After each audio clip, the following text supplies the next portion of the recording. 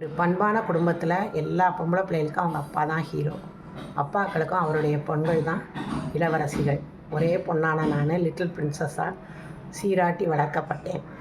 எல்லாவற்றுக்கும் மேலாக வாசிப்பில் நேசிப்பை ஏற்படுத்தி உச்சரிப்பை திருத்தி அவையத்து முந்தி இருக்க செய்தது என்னுடைய அப்பா தான். பெண்கள் வாசிக்கணுங்கிறதுக்காக மதுரையில் தமிழ்நாடு இயங்கு நூலகம்னு மொபைல் வேன் வரும். எனக்கு அப்போ 7 வயது 3வது படிக்கிறேன். அன்னையிலேருந்து நான் எனக்கு நிறைய புத்தகங்கள் வாசிச்சிருக்கேன். 13 வயது வரைக்கும் என்னுடைய அப்பாவின் கையை பிடித்து கொண்டு அரசியல் மீட்டிங் போயிருக்கேன். விளையாட்டு போட்டிகளுக்கெல்லாம் கூட்டிகிட்டு போவாங்க. நல்ல பண்புகளை நிறைய கற்றுக் கொடுத்தாங்க.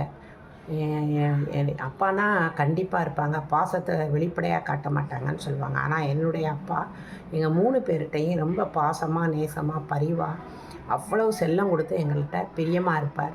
சினிமாவில் வர்ற மாதிரி பாடுறது, ஆடுறது, ஜோக் சொல்கிறது, சாப்பாடு பிசைஞ்சு ஊட்டுறது எங்கள் அப்பா தான் செய்வாங்க. எங்களுக்கு அத்தனை சிறப்பாக எங்கள் அப்பா எங்களை பார்த்துக்கிட்டாங்க. அவங்களுடைய தொலைநோக்கு பார்வையால் தான் நான் அரசு பணிக்கு வந்து கை நிறைய பென்ஷன் வாங்குகிறேன். உண்ணும் சோறு பருகும் நீர் யாவும் நீங்கள் தான் அப்பா.